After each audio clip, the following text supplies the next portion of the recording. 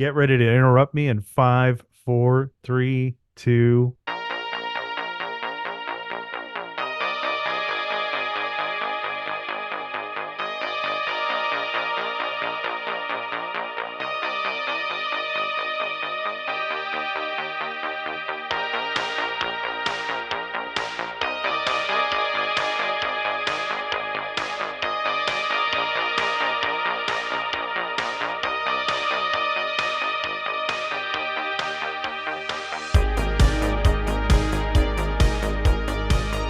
Welcome, welcome, and well met. It's the Jaunty Mantis. It Jesse. is. Ah, you did it anyway. I tried to make sure you didn't interrupt me, and you did anyway. All right, I owe you a Coke. This is the Jaunty Mantis. It's a tabletop role-playing game podcast. I am your host, Matty, and with me is my co-host, Jesse. What's up? And we are asking creative questions to curious gamers. And this is season 3, and season 3 is all about the books that we're reviewing because we have yet another challenging book. You can hear the excitement in my voice. Last episode, we did Troika. We did a review of Troika. And this episode, we are doing Ultraviolet Grasslands and the Black City 2E, Jesse. Yeah, second edition. I can't believe they made it to a second edition. Hot take. The OSR may not be for you. I'd like to find out someday if it's at all possible in my super pink pixelated dream world of reflective psychedelic nightmares as I travel across the grasslands to the Black City. Yeah, we need some Dream Pop to be playing for you right now. Yeah, I'll see what I can do. And by Yes. Dream Pop, I mean like Julie Cruz from the Twin Peaks soundtrack, that level of Wow, deep cut. yeah. So what is Ultraviolet Grasslands in the Black City 2E, Jesse? It is Marco Polo inside of a Yes album cover. Okay. What the fuck does that mean?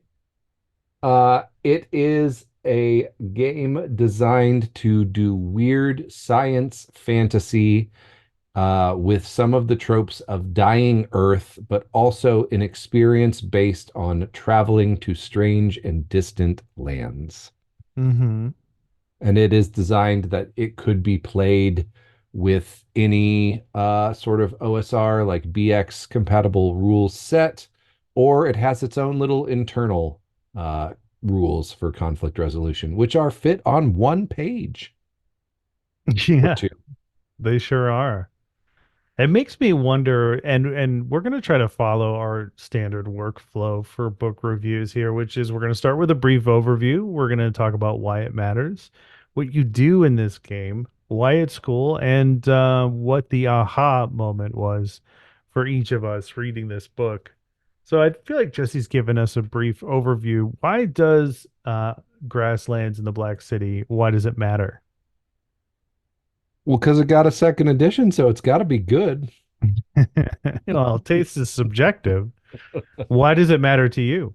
You were the one that put this book on the list. Yeah, so I just have a soft spot for and I didn't realize this was a genre because I don't think it was until fairly recently. I have a soft spot for art book RPGs. Okay. Yeah. Whether that is in the literal format of an art book, uh, or whether it is just full of crazy art like Morkborg and that kind of stuff. Hmm. Um, like this is a very stylish project. I love the art. I love how weird it gets. I love the weird sort of fever dream, almost magical realism, like straightforward way of presenting unreality. I just Hmm. like it as like an interesting way to get things going in my head. It sparks other ideas. Yeah. And I like it too for all of those reasons. Everything that you mentioned. I like the idea. I mean, pre-COVID, I like the idea of having a coffee table book with a role playing game in it so that when people come over, they could be like, "Oh, cool, what's this fucking coffee table book?" And then they start looking at it and then they start, you know what I mean? Like I think that the art of games is a very unique niche subgenre within a niche subgenre, if you want to put it. There's so much that we need to convey in the artwork in our gaming books, and I love that idea. And I also why this game matters to me is because I think that this is an incredible source book. It doesn't need the OSR. You could do a 5e game in this setting with this source book to run off of, especially with the OSR always providing us with so many amazing tables. And I kind of almost prefer that it was just a source book, that it didn't have its own system in it. Like I rather enjoyed reading this book. Like this was the difference between this and Troika. Troika was like a nightmare trying to get through from page to page to page. And this, for whatever reason, maybe it was because I've already done Troika before this, but this was a lot easier to read for me. This one has way more of a narrative flow, though, too, because it's generally following the big map. Mm-hmm. So, one of the things to know about Velvet, that was a long time ago. We That was talked episode about one Velvet of season Generation, three. about Ultraviolet Grassland. Every time I say this, I'm worried I'm going to fuck it up and say Ultraviolet Gaslands, Mm-hmm. um, Third which is what edition. I legitimately thought the title of this game was for most of its first edition. Uh, Mm-hmm. it has a big map, which is a caravan route from the said across the ultraviolet grasslands from the Violet City to the Black City. And that is the play arc. You travel with a caravan across this and choose which way to go. Um, Yeah. I don't know if this is giving away too much, but like, oh, what is it? Hokkaido? There's a board game where it's all about journeying across Japan Mm. and having experiences. Mm-hmm. You gain experience points in this game for visiting different sites and Mm-hmm. making discoveries. Like that's the experience play loop, which you could totally put into 5e, as you said. And Yeah. one of the things I think I want to make it clear when I say OSR, I basically mean weirdness in tables. Mm-hmm. Like if I want to talk about rule set that fits with that, where it's rulings, not rules, I'll usually say B/X, like Mm-hmm. basic expert or dungeon crawl classics. Like those are rule sets that work within the OSR. But to me, the OSR as an umbrella is just a style of gameplay that's based on sort of a little bit more randomness, a lot of elements that you hack in from a bunch of different places, and a sort of very postmodern anything is permissible. Mm-hmm. Yeah. And I think that this is a setting concept, uh, just provides tons of inspiration for everything that you just said. Like I would feel very comfortable taking this as a setting, any element to it, from like the porcelain princes, to the Black City itself, to, I mean, I'm just like scrolling through the book right now. And it's like any of the creatures listed in here, you know, like you kind of like get caught up on a piece of artwork or a statement or something on a table, and then you begin exploring that, I guess. And then I don't know, with me, my imagination starts creating like context for it in a gaming setting. And you could easily just weave this into anything. I think if you were to put it in D&D 5e, like this would make up for that. Remember when they were like Dungeons and Dragons is a game of combat, exploration, and role play? Like those are the three pillars. Yeah. And people like me were like, where's the exploration part? Like I get it, we go to Where's the dungeons, but like, yeah, go ahead. where's the role play part? Oh, we give you backgrounds. Yeah, If you yeah. act in according to your ideals and bonds, that's how you get advantage. A thing no one ever remembers at the Right. table. Right. Backgrounds, the thing that Baldur's Gate 3 had to remind us existed. But I like if I were to be like, yeah, we're gonna really play up the exploration aspect of what 5e says it can do, like I would use this setting and this concept of, visiting locations, and that's what you get the experience for, as you mentioned, instead of killing kobolds or whatever.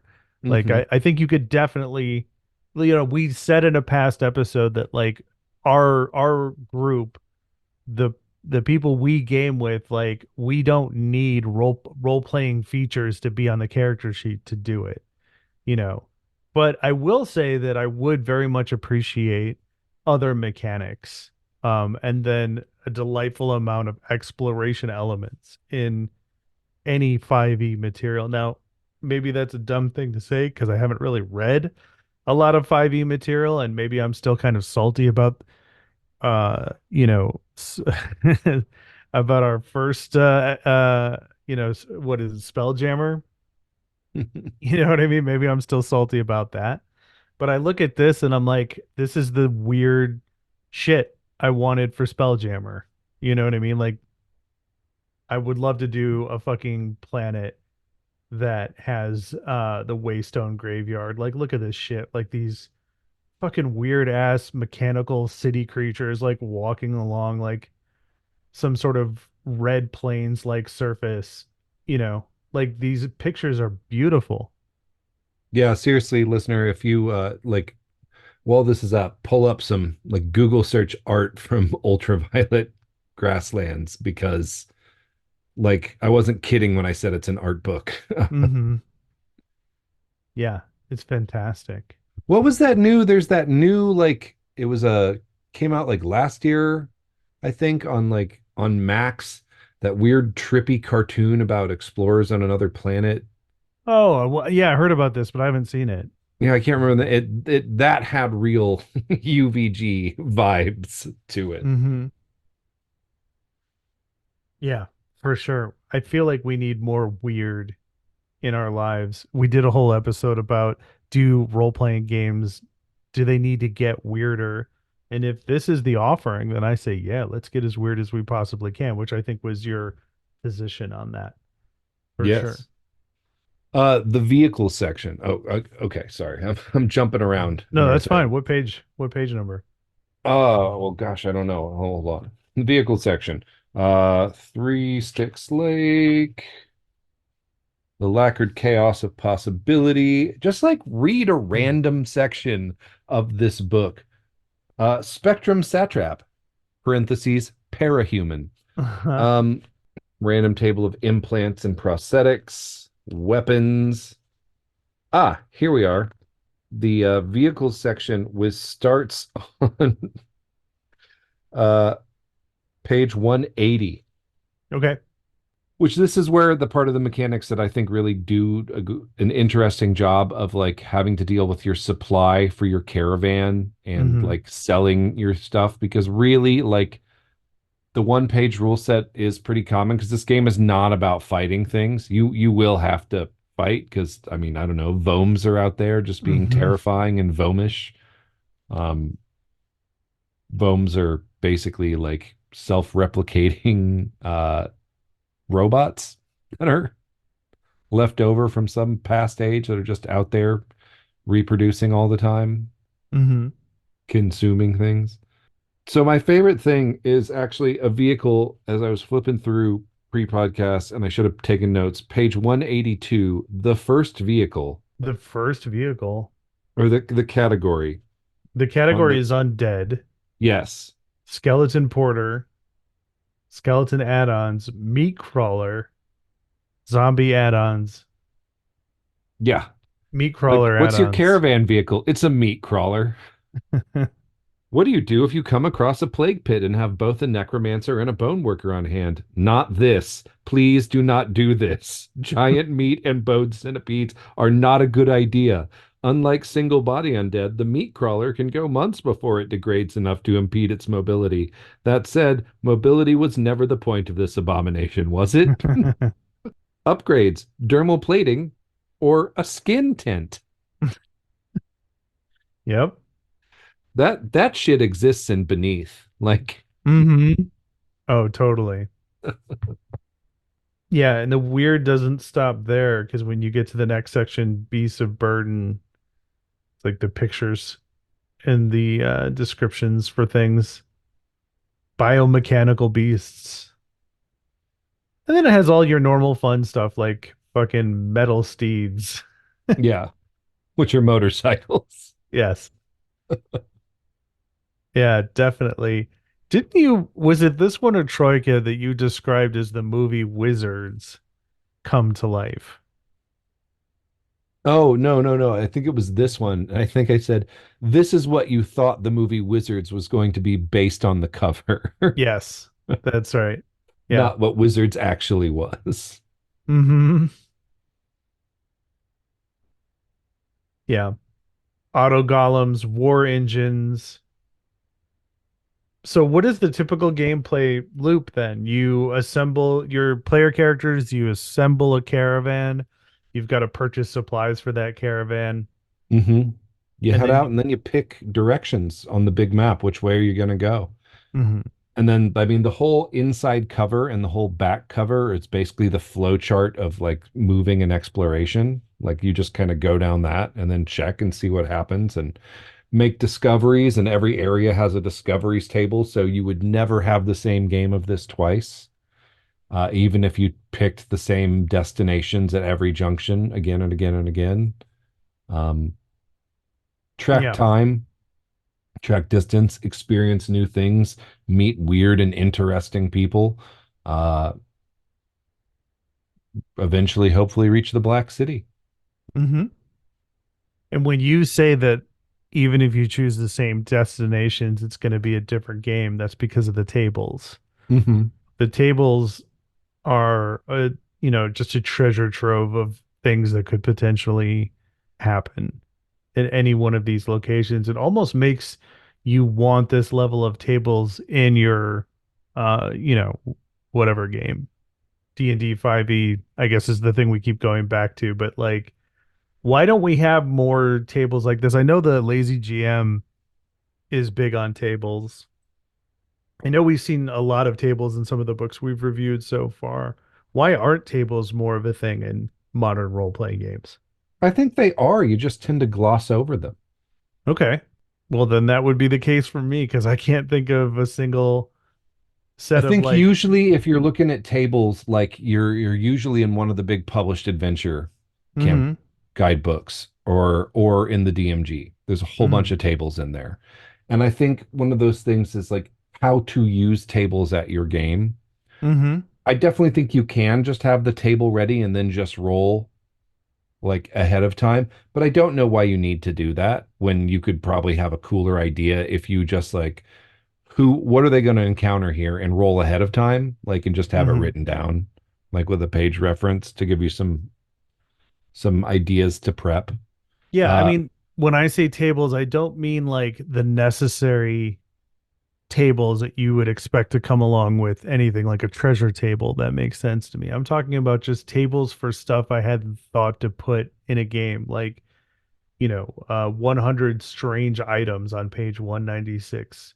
oh yeah, there was a humble bundle a while ago that was just the book of tables, and it Oh, was yeah. like all these like 20 or 30 different books of I got it, and so I have it, and it's just all these tables like random city names, like random things you see on the city streets, cyberpunk tables, like blah blah blah.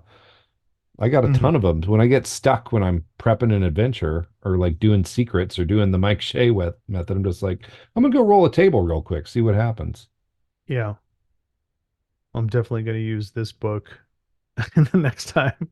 But I think too, the whole emphasis on tables is a way to have a lot of unknown, and I think it dovetails in really nicely with a hex crawl style of play. And this Okay. is not exactly a hex crawl, but it's kind of a hex crawl. It's a hex crawl in everything except hexes. Okay. Explain to me what a hex crawl is then. So a hex crawl is basically a map that is on a hex grid. And do you want me to get into the history of it? Yeah. Tell me all about it.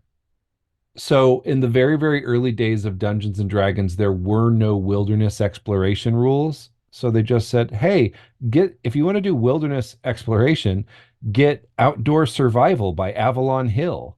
Like buy this other board game. And it's got this whole thing for tracking supplies and moving across the wilderness and finding new things there. And guess what the map for that board game was? A series of hexes. A series of hexes, correct. So, like usually you have like a 6 mile hex, and then there'll be a travel rate. Shadow Dark has rules for hex crawl in it. Um, but it's basically predicated on the idea that you have a hex map. If you're creating one, you populate it with sites with like a little description of what's there in the site. The players go out and explore the hexes, revealing the greater map as they explore. And the narrative story, like you might have just like a good dungeon has multiple factions working against each other to tag into. A hex map will probably also have different factions with their problems, like struggling. It's just a way to make the world feel lived in and kind of Hmm. real, and not like your player characters are the center of the world or the story, which is kind of antithetical to a lot of the way I see the game being played these days. And it's not to say that's bad. Different strokes for different folks.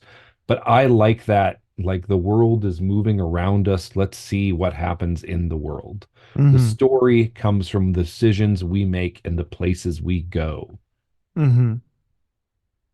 Yeah, I would say 5E's default setting is the player characters are the center of the universe. I think 4 was the player characters are the center of the universe, and fourth edition too. Hmm.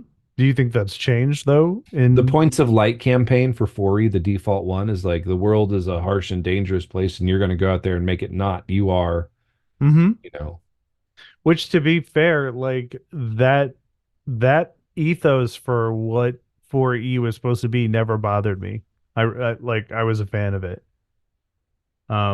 Didn't do much with it, but I'm a fan of the idea of the player characters being the center of the universe.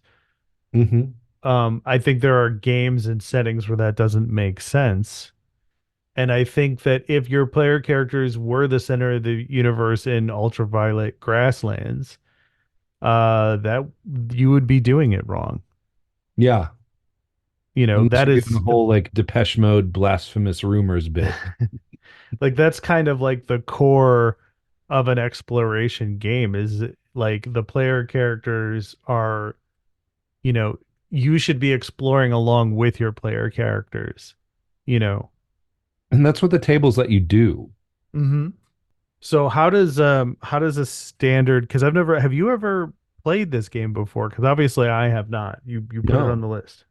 no, I Interesting. just I Okay. just love the book. So I was Because like, I'm very let's curious read to it and see talk how it about it. actually plays with its own rule system. Because I think if I was going to be super critical of this book in one way, um, it would be that the rules for like creating your character spells, how the game is played with the caravan, I think all of that should have been like the first thing in order to set the tone for the book. Like, hey, you're an explorer. Here's all the details around that. Here's what this means. Maybe here's like an example of play. And then all the rest of the book are all these amazing places and things you can go and look at and do. Hmm. So I think that would have communicated to me at least a little bit better on the potential of the game. But I ain't no dummy. I ain't the sharpest tool in the shed, but I ain't no dummy. So I was able to figure this out pretty quickly. And I think that's my aha moment, was that like, this game is many things to many different people. That's what its potential is. Yeah. I mean, leveling up in the included system is basically just getting more hit points. And then Mm-hmm. you can pick a skill or a mutation or special power. Like it's very, very vague. Like Mm-hmm. the whole arc is really like you can level up, which makes you a little bit more durable, but that's not really what the game is about. It's not really about advancing your character in power. It's about experiencing new things and traveling across this weird landscape and encountering weird things and just experiencing this world. Like Yeah. literally rewards you experience points for doing that. Yeah. a strength that I've like again, I haven't played it, but I think a strength of this game would be what's the best way to put this? Maybe like the powered by apocalypse example where basically because of the way the dice mechanics work in the apocalypse games, like you don't really have to make adventure for the player characters. You just encourage them to go out and start doing things. Eventually, somebody's going to roll bad enough that there's going to be consequences that come from it. And then you have a game. And I would be very curious to see how well that pays off for this game because it feels like that would be a strength.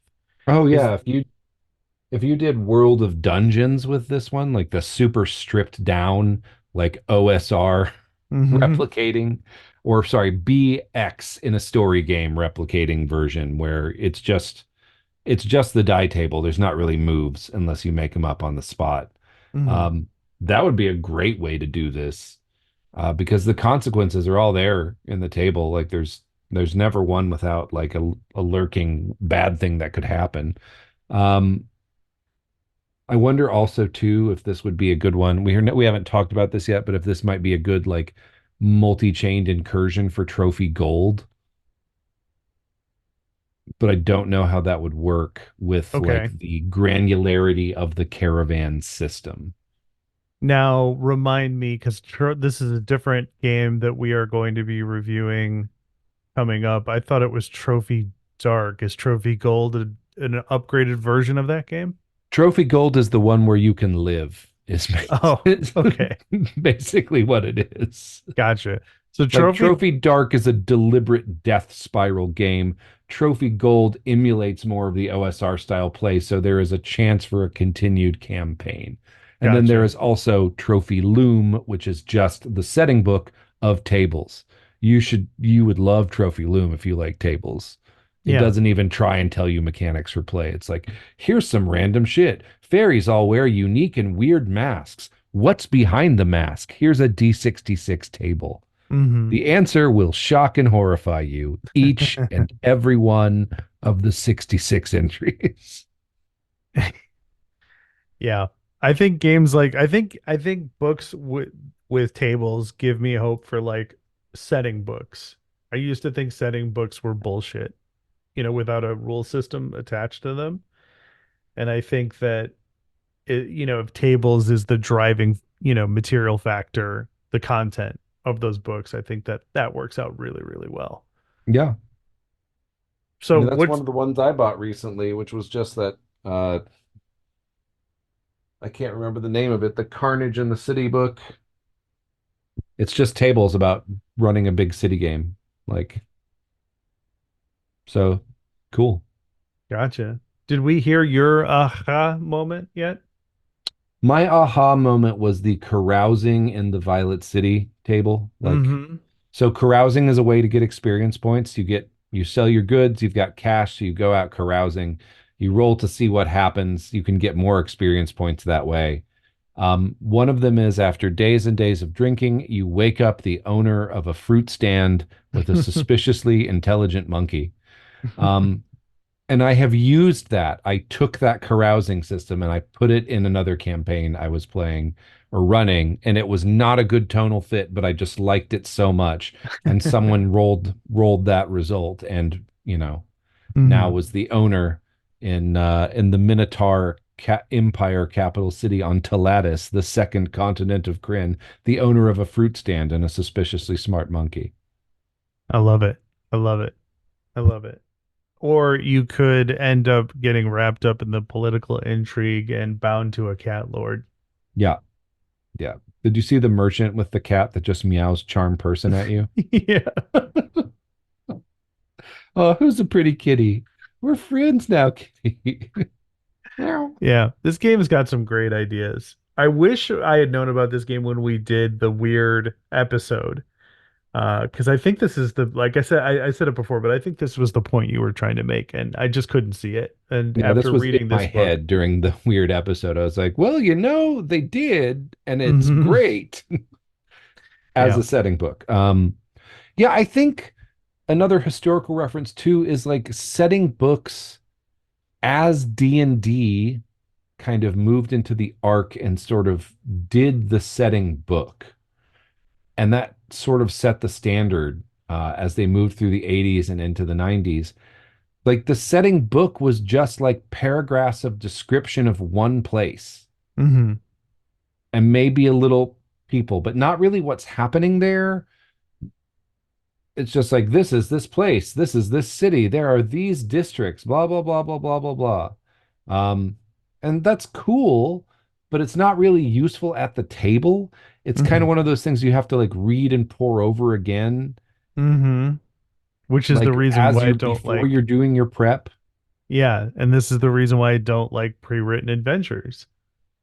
You know, like this book, it represents, I think, the closest I could get to liking a pre-written setting book or a pre-written adventure. Like if Yeah, it you was could just wing this. tables. Yeah. Like I hate pre-written adventures. I hate like having to read up on what the adventure is supposed to do for the player characters.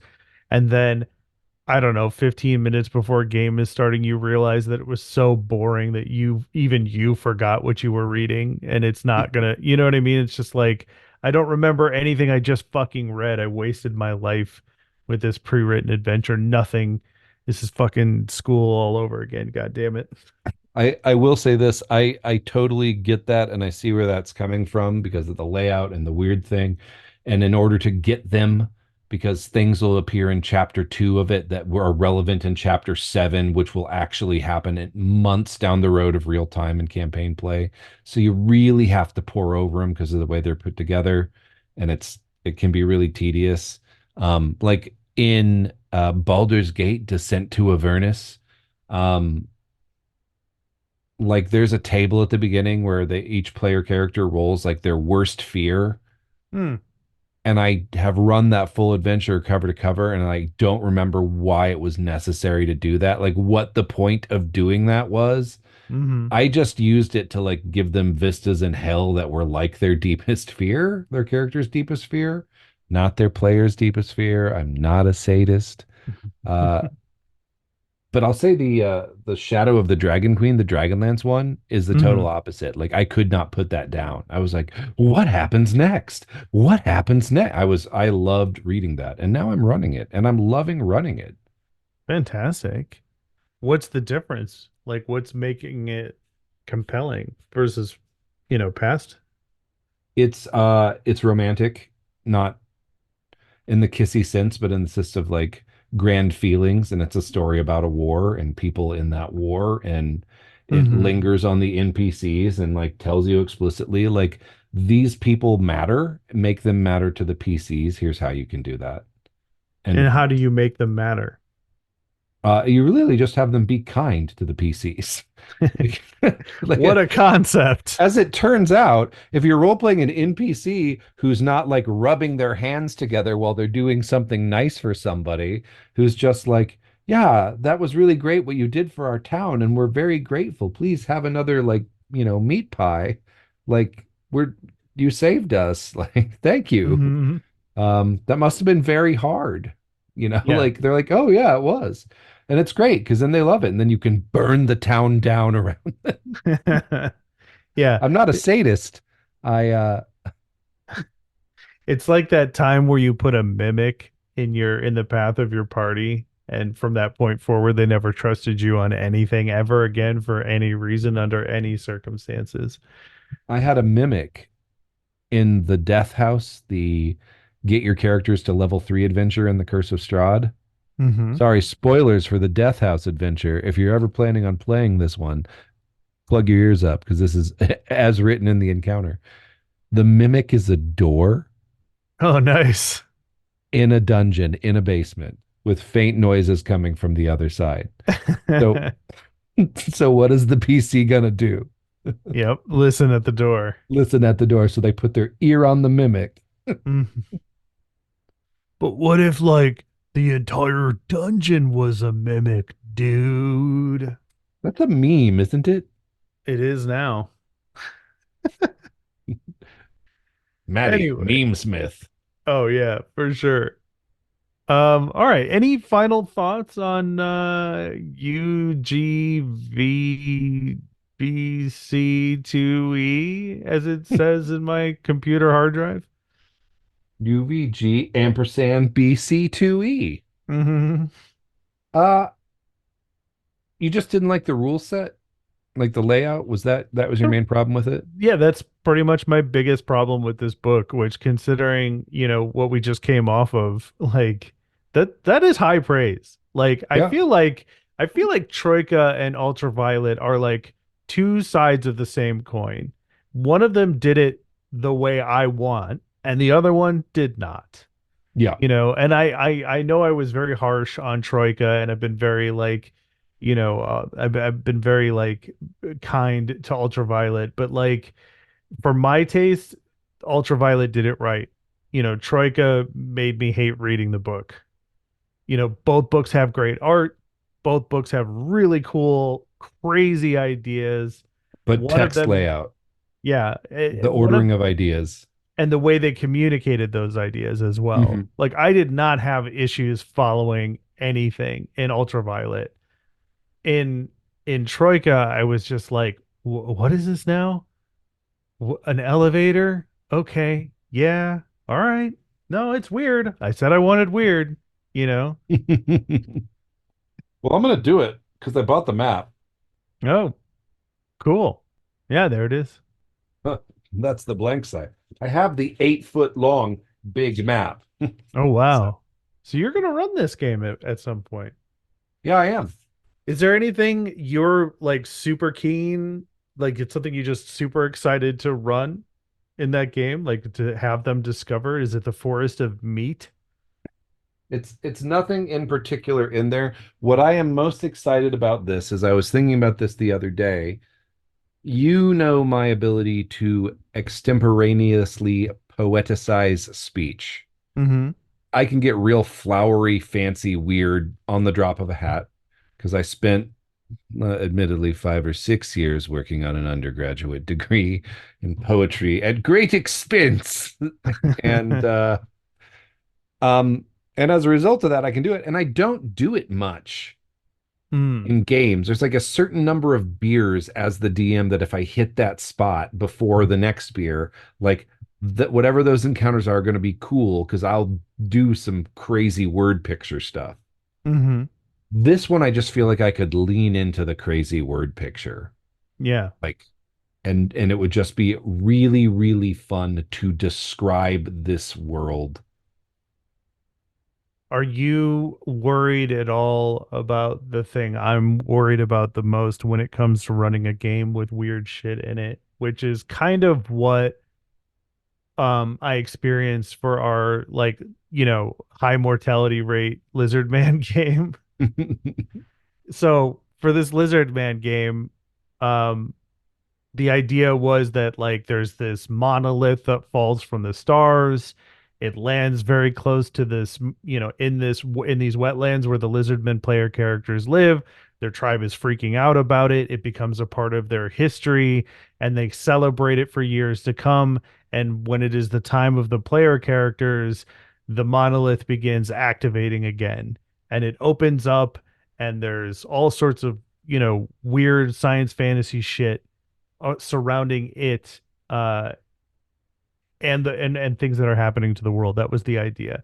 And there was a lot of player pause involved when Jesse was not in the game. And I had to and I mean no disrespect to our players. I think they were just trying to be as cautious and kind as possible about there kind of is this courtesy in some gaming groups where people, instead of being like, hey man, I don't really get it, like what do you want us to do here, so everybody just kind of freezes up and doesn't do anything. And I think that's kind of what was happening in this scenario where the door in the monolith is opened and there's these like tentacle like cords coming out, and one of the player characters is going to have to go in and interface with the monolith, and nobody wanted to do it. And I just had to be like, hey guys, Jesse's not here. Somebody's going to have to step up and get weird. Who's going to do it? You know what I mean? And then to be fair, after I said that, like it was all good. We were all on the same page after that. Once they understood what the expectations were, no issues from that point forward. But I'm kind of worried about that with grassland with ultraviolet grasslands. Like I'm worried about getting too weird, too much upfront, not enough like I don't know what I'm looking for. Not agency, check your bingo card, but like, buy-in maybe from the player characters. Like, how would you handle that with this game? Yeah, I just say, guys, I'm going to show you some pictures. And this is this game. Are Mm-hmm. you comfortable with doing a game this weird? The whole Mm-hmm. arc is it is like a journey from point A to point B. The whole goal is to experience these weird things. This is a world that is ancient and has been inhabited by lots of people, and time and space and gravity are all breaking down, and it's just really, really weird. Um, and if you can imagine like what, maybe your parents when they your parents came home after smoking something crazy and like put the headphones on for like a Uriah Heep album and laid in bed and what they were picturing in their head, that's this game world. So it's going to get weird. Are we cool with that? Mm-hmm. And And if I someone would said no, I'd be like, get out of my house. and I would also say I'm gonna try to push you into the weird. Would you think do you think that'd be an okay thing to say? Like I would want to preface that. I would phrase it as just like, I wouldn't phrase it as I'm going to push you into the weird. I'm going to say, unless you embrace the weird, this isn't going to go very far. Yeah. Yep. Much better said, as per usual. All right, listener, if you're ready to embrace the weird, and thank you for listening to this episode of the Jaunty Mantis. If you're ready to embrace the weird, you could get in touch with us. We have a Gmail address, I've heard. We do. It's jauntymantis@gmail.com. You can also rate the podcast on whatever podcatcher service you found it on. If I could make a request, rate it on Apple Music.